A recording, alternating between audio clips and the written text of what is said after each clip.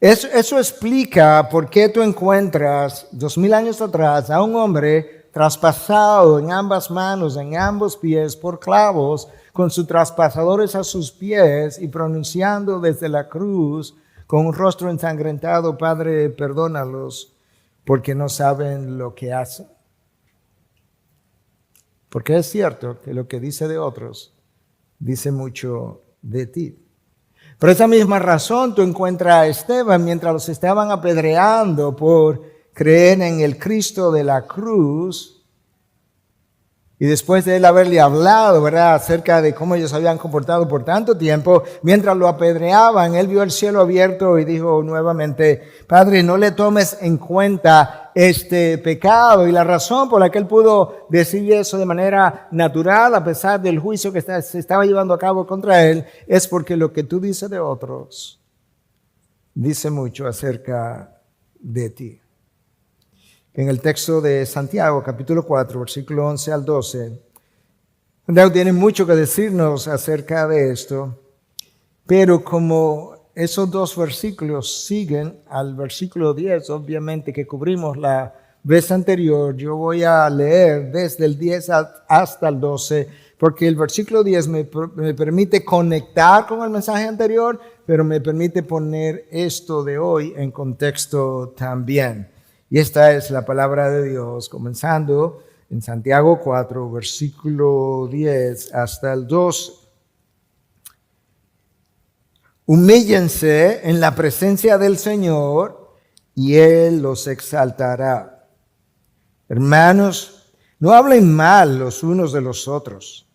El que habla mal del hermano o juzga a su hermano, habla mal de la ley y juzga a la ley. Pero si tú juzgas a la ley, no eres cumplidor de la ley, sino juez de ella. Hay un solo legislador y juez que es poderoso para salvar y para destruir. Escucha la conclusión. Pero tú, ¿quién eres que juzgas a tu prójimo? El versículo 10 con el que comenzamos y que vimos en el mensaje anterior, Santiago nos anima a humillarnos delante de Dios, que es una forma de decirnos de qué forma nosotros debiéramos caminar delante de Dios y delante de los hombres. Y no hay duda, hermanos, de que la humildad es el mejor antídoto contra los males de los seres humanos, pero en especial contra los males del habla, los males de la lengua. Y la razón por la que Santiago puede hablar de esta forma y la razón por la que la humildad es el mejor antídoto para nuestras formas de hablar es porque de la abundancia del corazón habla la boca, y la persona humilde usualmente al hablar de otro es considerada, es benevolente, no es condenadora, es perdonadora. Busca cómo encontrar evidencias de gracia en la otra persona, como el apóstol Pablo hizo con los corintios. La persona humilde tiende a mirar su viga primero en su ojo antes de encontrar la paja en el ojo ajeno. La humildad te recuerda de dónde Dios te sacó. La humildad te recuerda las veces que Dios te ha perdonado de pecados mucho más grandes que aquellos que estás condenando en tu hermano. La humildad prefiere que Dios trate al otro con gracia y no que haga bajar su justicia sobre él o sobre ella. Y esa es la humildad a la que Santiago nos llama en el versículo 10, para luego decirnos en el versículo 11 y 12 que todo lo que él está diciendo en el 11 y el 12 son contrarios a la humildad de la que él nos habló en el versículo 10. En esencia, en los dos versículos, leímos tres, pero los dos versículos que voy a cubrir, el 11 y el 12, yo quisiera que veamos, en primer lugar, la prohibición de hablar mal del otro. Número 2, la razón para no hacerlo. Y número 3, la implicación de hablar mal de ese otro. para luego concluir con una pregunta de introspección que Santiago trae como conclusión de ese texto breve en el versículo 12. De manera que comencemos primero con la prohibición en el versículo 11, la primera parte del versículo 11. Hermanos, no hablen mal los unos de los otros. En el lenguaje original, esa frase, no hablen mal, es una sola palabra, es katalaleo, que implica muchas cosas. Puede ser, es una amplia sombrilla para hablar de múltiples males del habla. Puede referirse a la difamación, a la murmuración, pero puede referirse prácticamente a cualquier forma pecaminosa de hablar. Y por eso, en esta traducción de la Nueva Biblia de las Américas y en otras, los traductores han preferido usar el término hablar mal en cualquiera de sus formas.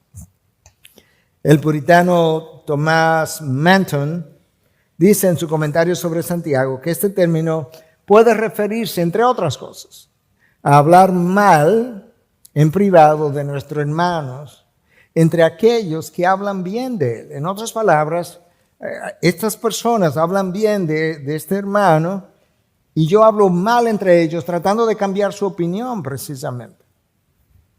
Katalaleo incluye también a hablar mal de esa persona, pero de una forma más pública. De la misma manera, Manton agrega que este pecado, tú puedes hacerlo, este pecado de hablar mal de alguien, tú puedes hacerlo en privado, puedes hacerlo en público, tú puedes divulgar pecados secretos de otros que tú conoces, pero que no necesitas divulgar. Y puedes hacer eso en privado, lo puedes hacer en público. Tú pudieras aumentar o agravar las faltas del otro. Aumentarlas. Son ciertas, pero tú las aumentas. Tú puedes calumniar las buenas acciones del otro al suponer que tienen malas intenciones, que tú no conoces, pero tú presupones las malas intenciones del otro y calumnias sus motivaciones. Nosotros incluso podemos callar, dice Manton, envidiosamente lo que es bueno en otros. Sabemos estas cosas malas, la pasamos a otro, pero hay cosas buenas que también conocemos que nos quedamos envidiosamente callados. Además, dice el puritano, que si todo esto es inapropiado para hablarlo tú, que no lo oigas de otro tampoco. Y él agrega de una manera, como diría en inglés, muy insightful, de una manera muy perceptiva, que tú puedes pecar con el oído de la misma manera que puedes pecar con los labios. Wow. Podemos pecar con el oído de una manera muy similar a como podemos pecar con los labios. Y esa palabra katalaleo ha sido traducida en ocasiones para referirse al chisme. Y el chisme es algo que es verdad de la otra persona, pero que nadie te ha llamado a divulgarlo y tú lo pasas a otro. El chisme y la difamación no son la misma cosa, pero son primo hermanos. Entonces el chisme tiene que ver con algo que es cierto, pero que tú estás pasando de una persona a otra. La palabra de Dios condena esa forma de hablar. Y a veces decimos algo negativo del otro, cuando alguien nos corrige decimos, pero es verdad. Bueno, verdad o no, la Biblia nos prohíbe hacer uso del chisme porque estamos creando una mala imagen del otro en la mente de la persona con quien estamos hablando, que quizás no estaba prejuiciada, pero que ahora sí lo está, y lo hacemos pecar de prejuicio. La misma palabra pudiera ser usada para referirse a la difamación. Y la difamación no es una verdad, es una mentira, es una historia creada con la intención expresa de hacerle daño a la otra persona, hacerle daño a la imagen de la otra persona. Y obviamente esa maldad es castigada, condenada por la Biblia. Hermanos, de toda forma del habla que asalte la imagen de Dios en el otro, en privado o en público, es condenada por la Escritura. Déjame decir eso otra vez. Toda forma del habla que asalte la imagen de Dios en el otro, en privado o en público, es condenada por la Escritura. Y Santiago dedicó una gran parte del capítulo 3 para hablarnos exactamente de lo que acabo de decir. Hermanos, no hemos considerado, no nos hemos detenido a considerar el daño que nos hace o el daño que hace el hablar mal del otro. Hablar mal del otro te hace daño a ti mismo porque tú endureces tu corazón, pero altera, daña, estorba tu relación con Dios. Hablar mal del otro le hace daño a la imagen de la otra persona de quien tú hablas, pero también daña la mente de quien o quienes te oyeron, como mencioné hace un momento, porque a ellos antes no estaban prejuiciados, pero al oírte se han prejuiciado contra esta persona y el prejuicio también es enlistado como un pecado en la palabra de Dios. En resumen, hablar mal del otro le hace daño a la imagen de Dios en ti y en la otra persona. De manera que si valoramos la imagen de Dios en nosotros, debiéramos valorarla en la otra persona y por consiguiente debiéramos cuidar de no dañarla en una persona ni en la otra. Cuando ese hablar mal ocurre entre nosotros los cristianos, estamos dañando, hiriendo, trastornando la hermandad que a Cristo le costó sangre y que al Espíritu le costó venir y morar en nosotros. La unidad del Espíritu, la comunión de los hermanos es fruto de la obra del Espíritu Santo, de acuerdo a lo que la palabra nos dice en Efesios 4. Dañamos esa hermandad. Pero cuando ocurre entre incrédulos, ahora muchas veces él o ella habla mal de la fe cristiana y la tilda de inservible porque mira cómo hablan ellos de ellos mismos o de otros. Le damos una mala reputación a la fe. Hermano, si tú tienes, 40 años, 50 años, no, quizás no necesitas vivir tanto para verlo. Pero escuche. Muchas veces la misma persona que se pone de acuerdo contigo para hablar mal de otro es la misma persona que luego te condena cuando las circunstancias cambian o cuando necesita defenderse. ¿Sí o no? La misma persona que se ha puesto de acuerdo contigo para hablar mal de otra persona cambia las circunstancias y termina condenándote por las necesidades de defensa ahora. William MacDonald en su comentario sobre esta carta nos propone 3 preguntas que nosotros pudiéramos considerar antes de hablar. Yo creo que son muy saludables. ¿Qué bien hace este comentario a la otra persona? ¿De qué manera yo favorezco a esta persona con mi comentario?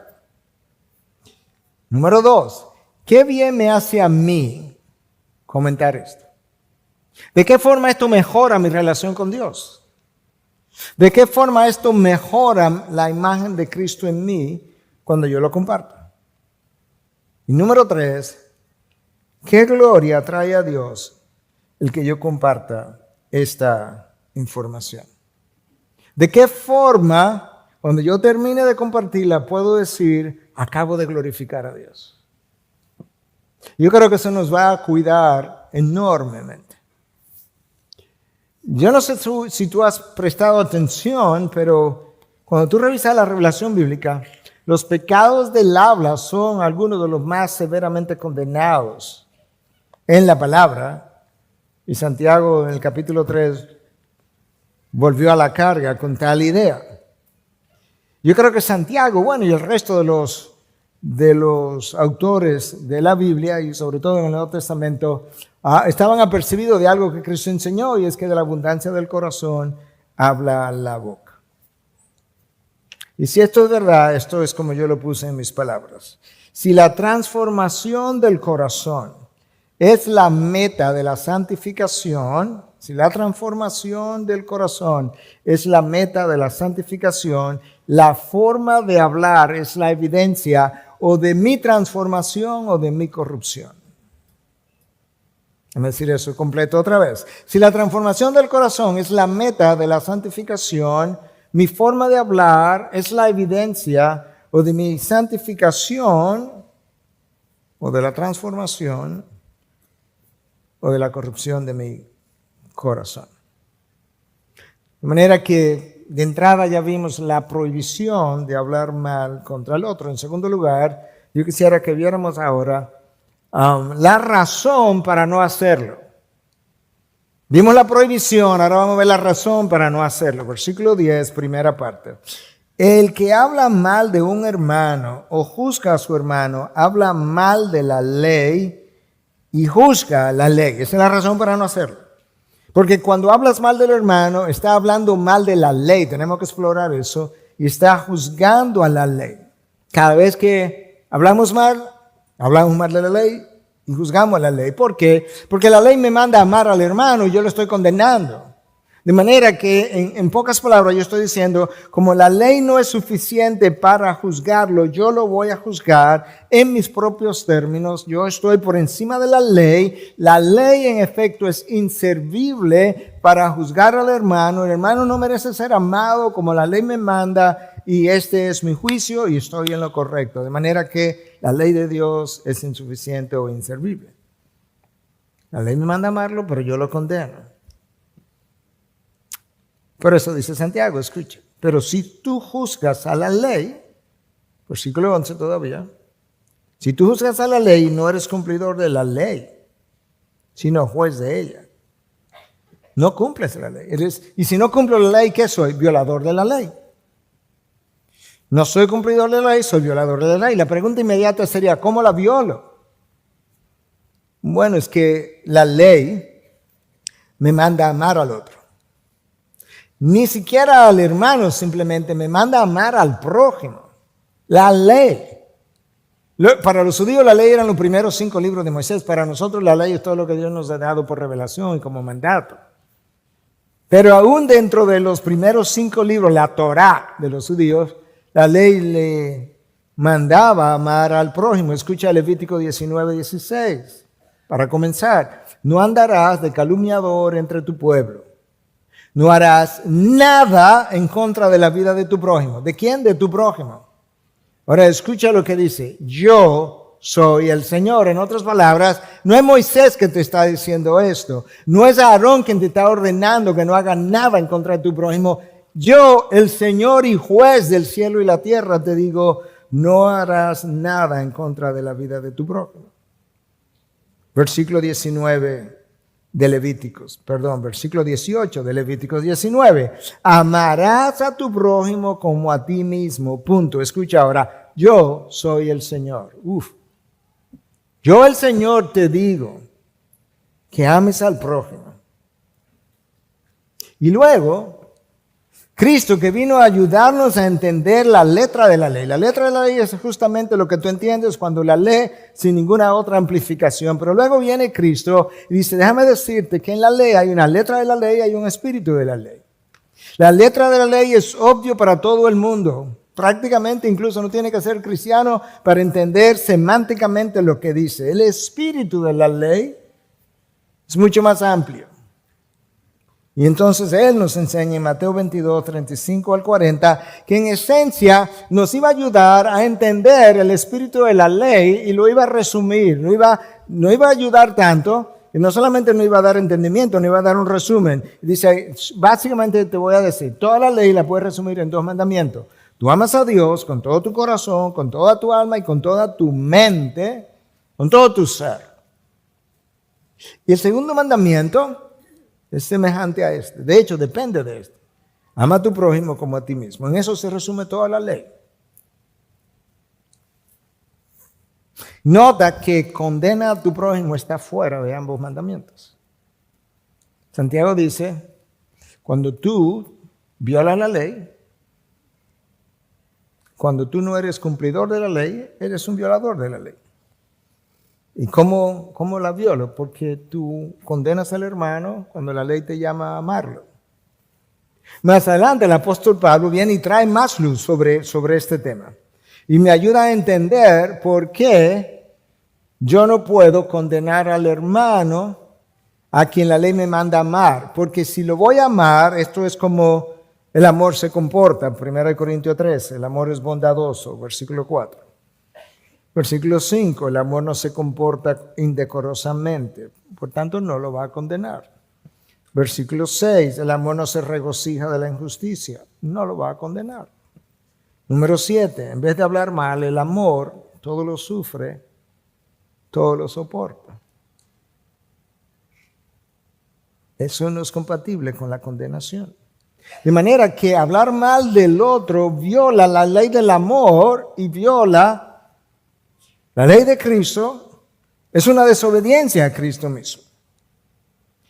En un solo versículo nosotros vimos la prohibición de hablar mal del hermano y al mismo tiempo la razón para no hacerlo. Ahora yo quisiera que viéramos en el resto de lo que nos queda de tiempo la implicación de nosotros juzgar al hermano o hablar mal del hermano o del otro. Versículo 12. Solo hay un legislador y juez que es poderoso para salvar y para destruir. Y si no está claro, ese no eres tú. Solo hay un legislador y juez que es poderoso para salvar y para destruir. Pero tú, escucha la pregunta, ¿quién eres que juzgas a tu prójimo? ¿Qué pregunta? En buen dominicano, ¿y tú quién eres? ¿Cómo te atreves? Porque hay un solo juez y no soy yo y tampoco eres tú. Cuando Santiago nos dice que hay un solo juez, yo creo que está tácitamente implícito que es Dios y ese juicio se le ha dado al Hijo. Está claro en la revelación de la palabra que Cristo es el juez. Cuando ese juez se encarnó, vivió entre personas como tú y como yo, Él nos ayudó a entender mucho más del espíritu de la ley y entre otras cosas nos dijo en Mateo 7, comenzando con el versículo 1 y 2, no juzguen para que no sean juzgados. Porque con el juicio con que ustedes juzguen serán juzgados y con la medida con que midan se les medirá. Él estaba rodeado de escribas y fariseos y la población estaba también a su lado. Había multitudes a su lado, pero ahí estaban los líderes también. Esas palabras probablemente salieron como proyectiles a la mente, al corazón de estos líderes del pueblo que continuamente enseñaban conforme a la sabiduría humana y condenaban a todo el mundo, en esencia porque tenían una religiosidad que seguían, pero no tenían una relación con Dios. Pero una vez que esa enseñanza de Cristo pasaba más allá de los escribas y fariseos, nos incluye a nosotros. Es para cada uno de nosotros, incluyendo el predicador. Cada uno que ha heredado una naturaleza pecadora debe prestar atención a lo que Cristo estaba diciendo, lo que Cristo enseñó. Hermanos, a nosotros como personas caídas que somos, a condenar al otro no nos cuesta ninguna energía emocional. Lo hacemos de forma natural. Preparar este mensaje y luego entregarlo una vez y ahora entregarlo una segunda vez conlleva un gasto de energía física y emocional, pero condenar al otro nosotros lo hacemos como si estuviéramos respirando, sin ningún gasto emocional. Es natural para el ser humano caído. Y Cristo estaba tratando de enseñar a sus discípulos a vivir de otra manera. A vivir de una forma que verdaderamente representara lo que Dios había revelado. Quería ayudar a sus discípulos a vivir de manera distinta, a pensar de manera distinta, a hablar de manera distinta. Hermanos, tu juicio y mi juicio usualmente, con frecuencia, no son justos ni sanos. Por más de una razón. Número uno, nuestro entendimiento de las cosas es imperfecto y prejuiciado. Está prejuiciado por nuestro temperamento, forma de ver las cosas, por la manera como nos criaron, la cultura. Número dos, nuestro conocimiento de la circunstancia es limitado, no conocemos toda la información y tampoco entendemos todo el panorama. Si no tengo toda la información, no conozco todo el panorama. Y en tercer lugar, peor aún, yo no conozco las motivaciones. La palabra de hecho me prohíbe juzgar las motivaciones de otro porque no, ahí solamente llega Dios. Entonces, ¿qué ocurre? Nosotros nos encontramos frecuentemente juzgando lo que no conocemos, juzgando lo que no entendemos y juzgando lo que no debemos. Juzgando lo que no conocemos, juzgando lo que no entendemos y juzgando lo que no debemos. Y por eso Santiago nos advierte y nos dice, cada vez que juzgas a tu hermano te está proclamando, autoproclamando juez sobre los demás. Y estás intentando, aunque no lo digas así, estás intentando usurpar el lugar de Cristo el juez. Y de ahí su pregunta, ¿y quién eres que juzgas a tus hermanos? ¿O quién eres que juzgas a tu prójimo? Terry Cooper escribió un libro que se llama Making Judgments Without Being Judgmental, o haciendo juicio sin ser enjuiciador o condenador. Sería bueno poder hacer eso. Y él dice en su libro que lamentablemente con frecuencia las personas que más necesitan cuestionarse a sí mismas no lo hacen. Que las personas que más necesitan cuestionar su opinión no lo harán. Y que las personas que más necesitan respetar los límites de otros invadirán esos límites y forzarán sus opiniones, ya sea que se las solicitemos o no. Mira, yo quiero decirte, ahí lo condenamos, lo criticamos y el otro dice, pero no te preguntaba. No importa, yo quiero decírtelo. Hermano, más que jueces, nosotros somos dignos de ser juzgados. Todos. Escucha a Cristo, con el juicio que ustedes juzguen, serán juzgados. Y con la medida con que miden, se les medirá. Lo que Cristo nos está tratando de enseñar aquí es que Él quiere ayudarme a ver todas las consecuencias de tener esta actitud enjuiciadora. Mi juicio de otro determina cómo yo soy enjuiciado, por otros y por Dios.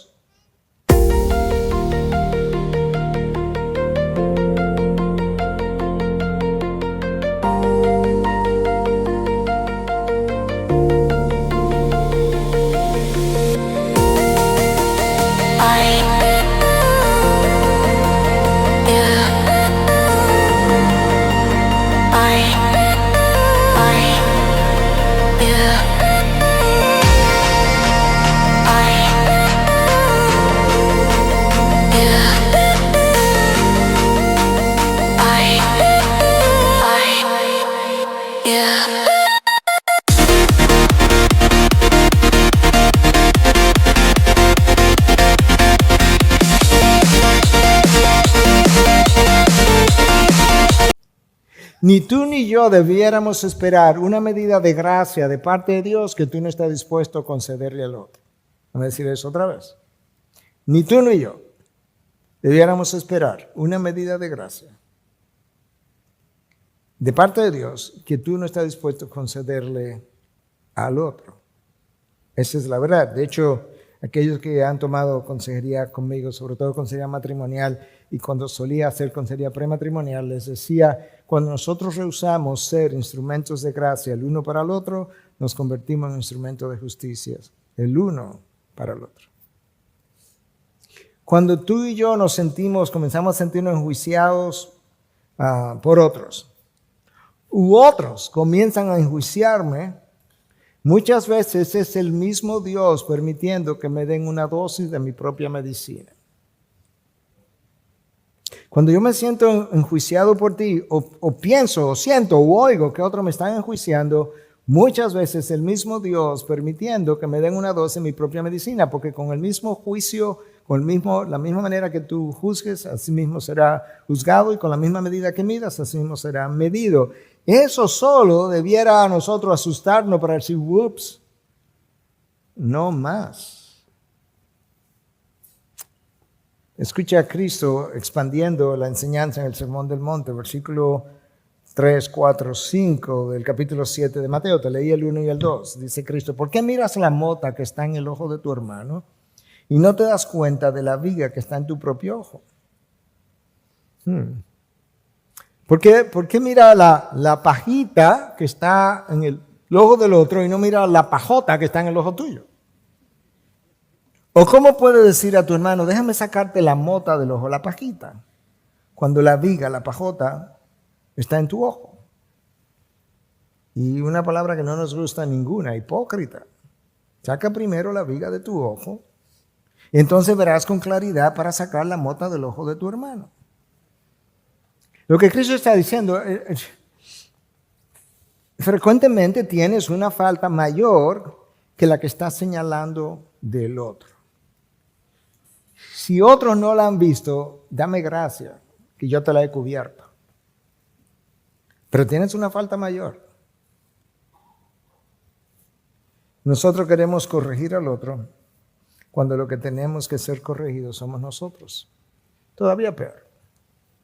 Frecuentemente, tú y yo miramos, encontramos faltas y corregimos en otros las mismas cosas que nosotros hacemos. De hecho, no hay persona, te lo digo por mi propia experiencia, recuerda, tengo 65 años ya, he crecido, fui de una manera, todavía no soy todo lo que Dios quiere que yo sea, pero estoy en proceso, pero he dejado cosas atrás. No hay nadie que reconozca más el orgullo en otro que el orgulloso. Es como que no hay nadie que reconozca más la posibilidad de que esa persona es ladrón que alguien que ha robado. De ahí el refrán de la calle, el ladrón juzga por su condición.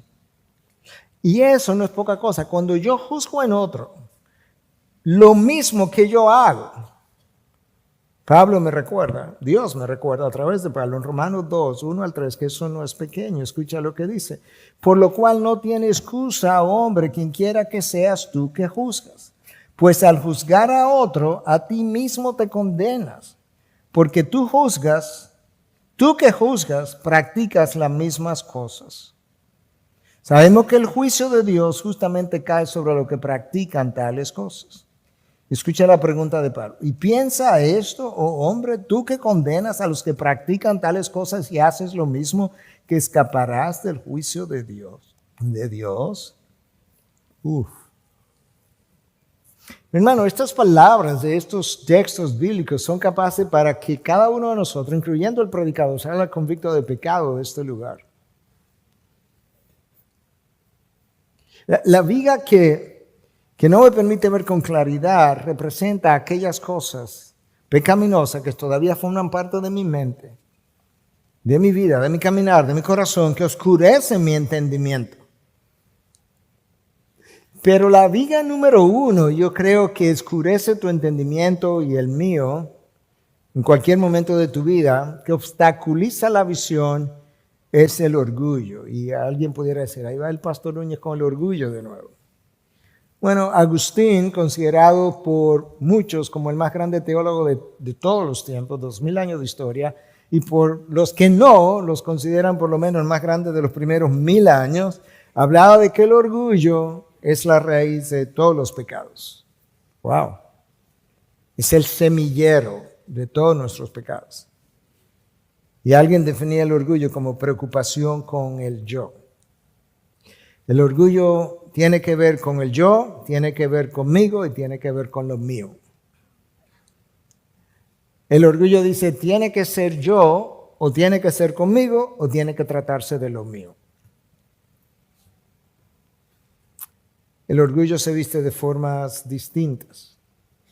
A veces el orgullo se siente superior en conocimiento a otros. Pero subraya la palabra se siente.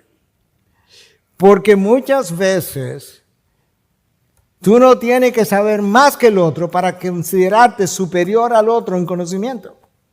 ¿Se entendió eso? Y la mejor evidencia la viví durante la pandemia, donde yo leía a toda esa gente que condenaba las cosas que decía acerca de COVID-19, que nunca habían abierto un libro de medicina, pero condenaban todo lo que las mejores investigaciones habían revelado y continúan hasta el día de hoy.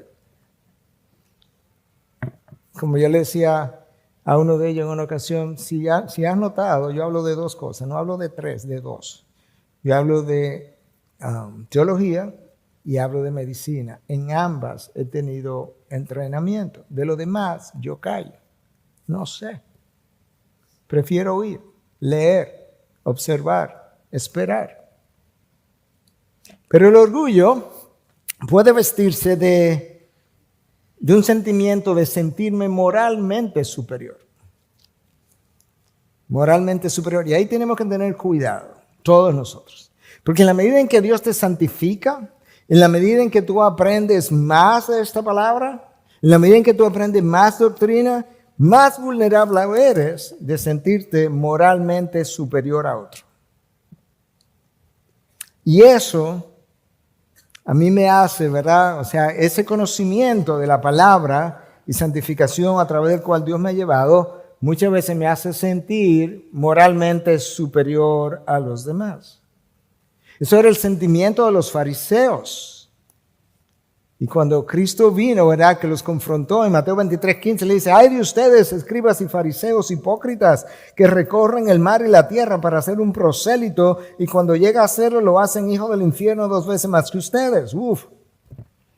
Es como, ay de ustedes, cristianos, que cruzan el mar y van hasta el otro continente para ser un convertido, y cuando lo convierten, lo hacen más un hijo del infierno, 2 veces más un hijo del infierno que lo que ustedes mismos ya son. ¿Te imaginas esa acusación caer sobre los fariseos? Y ese sentimiento de superioridad nos lleva a sentir que siempre tenemos la razón y nos lleva a condenar al enjuiciador, y nosotros enjuiciamos al enjuiciador. El otro es un enjuiciador y yo le enjuicio a él. Estamos en el mismo lugar. Todavía más peligroso es cuando tratamos y decimos: no, porque yo sé que él lo hizo por esto, lo hizo por aquello. No, tú no sabes, hermano. De hecho, el apóstol Pablo te dice: espera. En 1 Corintios 4:5, escucha lo que él dice. Por tanto, no juzguen antes de tiempo. Ok, entonces Pablo, ¿como cuántos días yo tengo que esperar para terminar de juzgar? Escucha, por tanto no juzguen antes de tiempo, sino esperen hasta que el Señor venga. En serio, Pablo. Escucha por qué. El cual sacará a la luz las cosas ocultas en las tinieblas y también pondrá de manifiesto los designios de los corazones. Espera a ver cuántos de los sermones del pastor Núñez lo predicó para la gloria de Dios. Pero ese juicio no te toca a ti, le toca a Cristo. Entonces cada uno recibirá de parte de Dios la alabanza que le corresponda, no más, no menos. Hermanos, escuchen. Todos nosotros en algún momento de tu vida, si lo has pensado bien, dirá amén a esto, que es así. Y si no lo puedes decir, piénsalo, porque es así, lo único que no te ha detenido a verlo. Cuando juzgamos las motivaciones de los demás, nuestras inseguridades nos vuelven sospechosos de los demás. Y con el tiempo nos volvemos hasta paranoicos acerca de las motivaciones de los demás. Es así, hermano. Pero quien permitió que yo me enfermara de esa manera es Dios. Porque con eso estoy recibiendo una dosis de mi propia medicina. Como juzgues, serás juzgado. Ahora te sientes juzgado, ahora estás sospechoso, ahora estás paranoico de las motivaciones de los demás.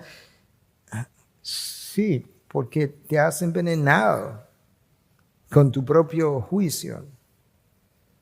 Y ahora estoy siendo juzgado de la misma manera que yo he juzgado.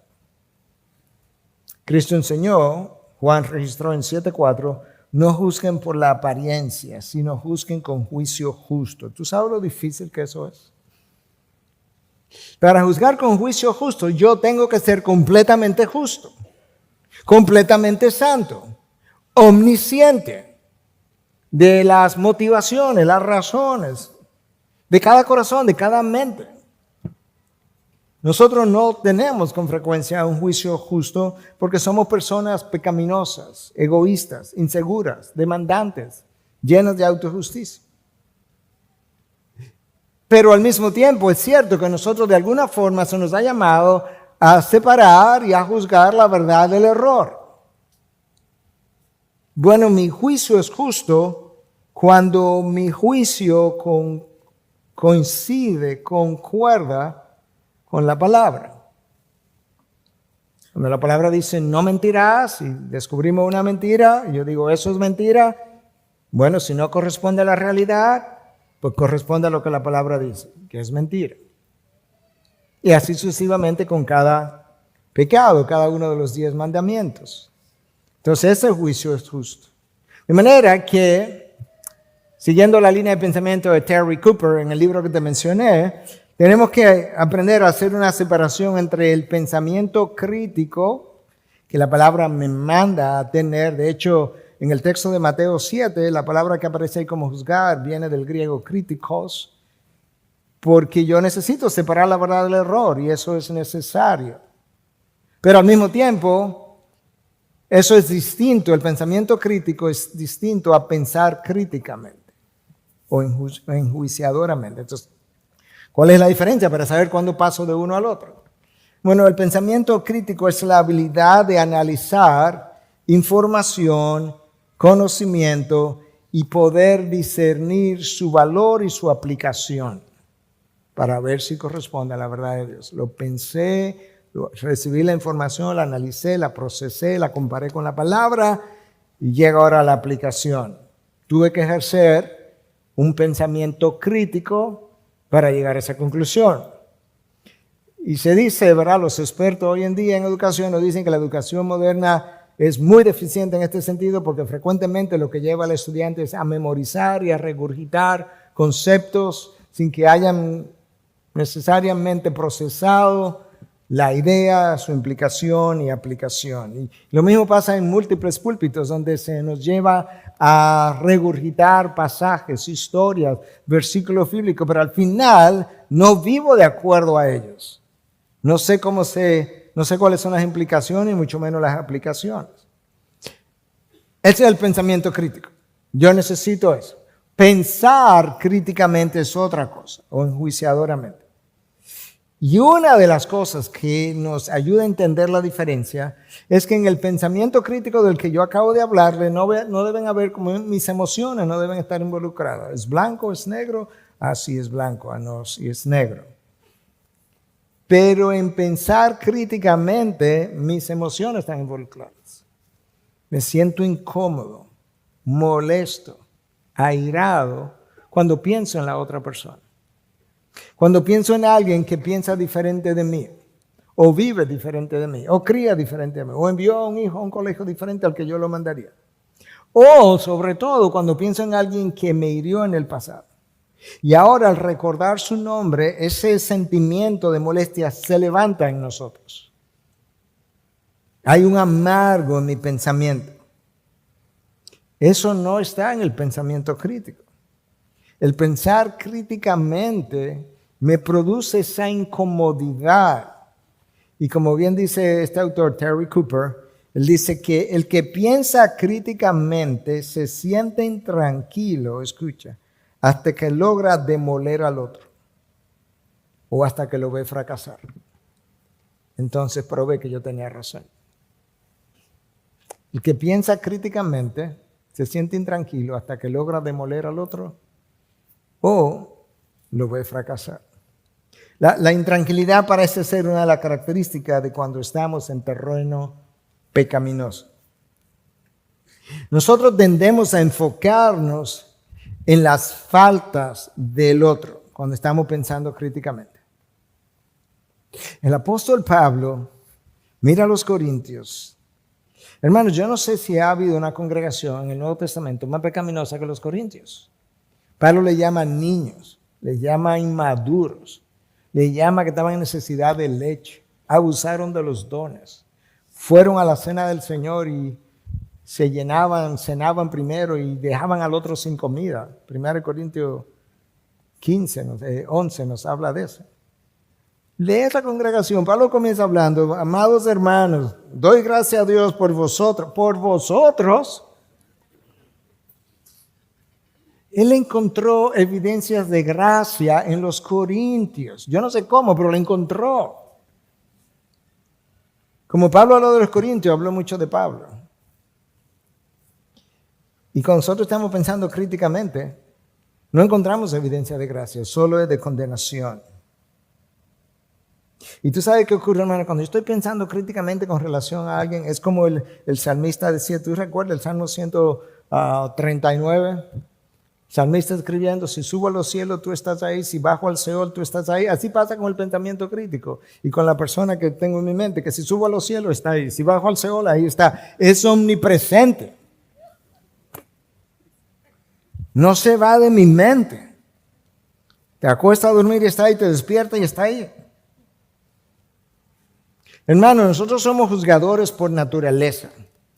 Aquellos de ustedes que tienen niños, saben que tu hijo, tu hija, comienza a condenar, pero comienza a condenar y a criticar de que tiene 2 o 3 años. 2 o 3 años. Mira la evidencia. ¡Mala! Para decir eso, yo tuve que hacer un pensamiento, tuve que criticar algo. ¡Malo! ¿Por qué? Porque no llenaste mi expectativa. Tengo 3 años, tuve 9 meses contigo en el vientre, tengo meses amamantándote, dando de leche y de repente no llené tu expectativa y soy malo o mala. ¿Te das cuenta lo natural que es condenar al otro? Lo hace como nosotros hacemos la respiración. Y Cristo dice, mira, es peor que eso. Porque te das cuenta rápidamente de la mota que está en el ojo del otro, y tú tienes una viga ahí, enorme. Y la mayor viga que tienes es el orgullo, que te obstaculiza tu visión. ¿Usted sabe qué es lo peor de todo? ¿Sabe qué es lo más serio de esto? De este mal, que la conversión no nos cura de este mal.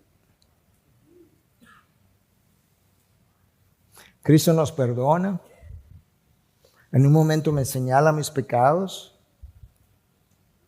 Veo mis pecados. Veo lo sucio de mi pecado. Le pido perdón. Y no solamente que luego sigo condenando a otros, sino que me sigo embarrando. Y embarrando a otros. O embarrándome yo de pecado y condenando a otros. Cristo dice, por eso te digo que tienes una viga en tu ojo. Lo que Cristo está tratando de ayudarme a hacer, hermano, cuando nos presenta esto de la viga y la paja en el ojo, la viga en el mío y la paja en el otro, es que mira, lo que tú y yo necesitamos hacer es ocúpate de limpiar tu mente, tus pensamientos, tu corazón, tu camino, tu vida. Si tú te dedicaras a eso, no vas a tener tiempo para dedicarte a ver los problemas y los pasos y los caminos y los pensamientos de otro que tú no conoces. Dedícate a ti, límpiate tú delante de mí. ¿Te imaginas? Que alguien te pregunte de otro, ven acá, ¿qué tú crees de no sé, yo tengo tan poco tiempo que todo el tiempo tratando yo de limpiarme, de hacerme a la imagen de Cristo, que no he pensado mucho en Él.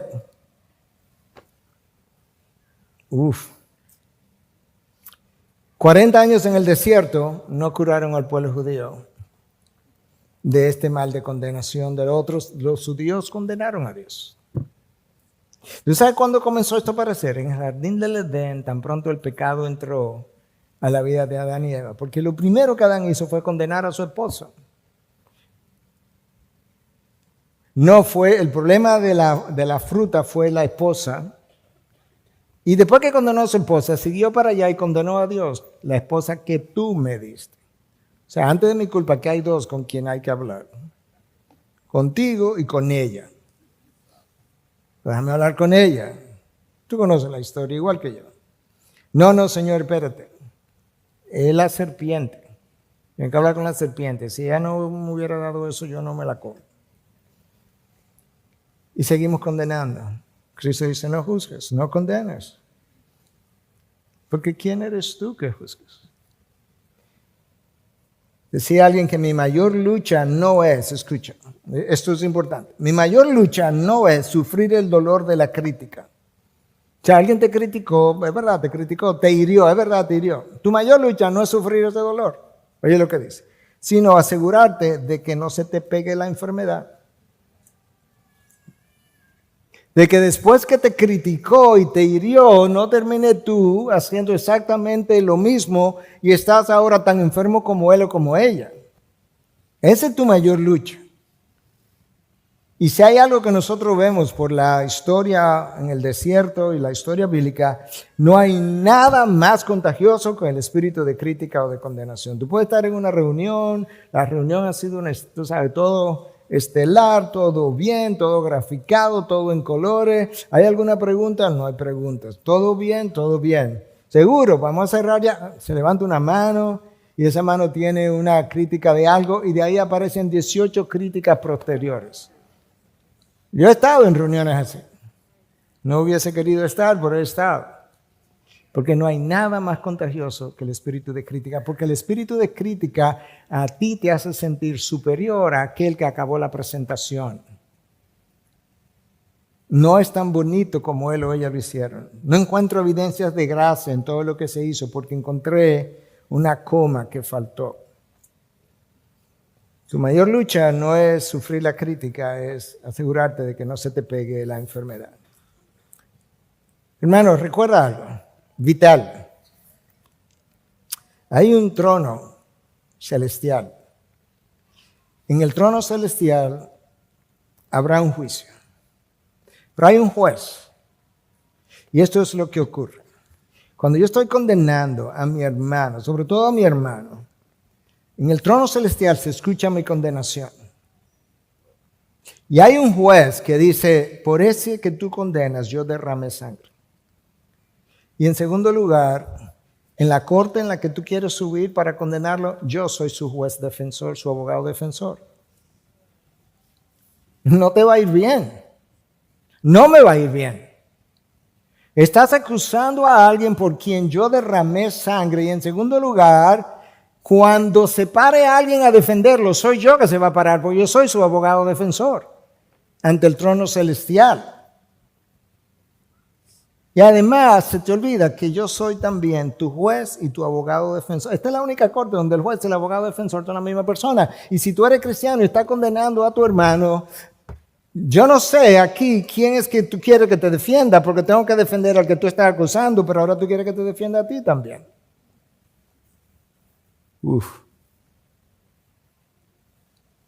Eso nos debe llevar a todos nosotros, incluyendo a quien habla. Esto es un mal de la raza humana contra el que tenemos que luchar y ayudar a otros a luchar contra esto y otros de ustedes ayudarme a mí a luchar contra esto. Que ni pequemos del habla, pero ni pequemos de oído. Que no cometamos el mismo pecado con dos órganos diferentes, uno del habla y otro de la audición. Y que de esa manera nosotros podamos honrar a nuestro Dios y realmente darle gracia por el trono celestial donde hay un abogado defensor que se llama Cristo, que murió por mí, que derramó sangre, que me perdonó, que murió y resucitó y que ahí está esperando que yo me presente para defenderme, no frente a los hombres, frente al Padre. ¿Te imaginas? Yo acusando a mi hermano frente a los hombres y Cristo allá defendiéndote frente al Padre. Gran contraste. Padre, gracias. Gracias por tu infinita gracia, oh Dios, que yo no merezco. Tu misericordia que esta mañana renovaste sobre mi vida, porque de lo contrario yo no hubiese podido predicar este mensaje. Tu palabra dice que tú haces nueva tu misericordia cada mañana y yo soy una evidencia de eso. Señor, nosotros te pedimos perdón cada vez que hemos juzgado la ley, nos hemos puesto por encima de la ley, hemos hablado mal de la ley, la hemos catalogado de insuficiente y hemos juzgado lo que solamente te toca a ti juzgar. Pero gracias por recordarnos por medio de tu palabra y tu espíritu cuál es mi lugar. Ayúdame a caminar contigo, ayúdame a poner los ojos en ti. Eso es lo que tu palabra dice, puesto los ojos en Jesús, no en el otro, el autor y consumador de la fe.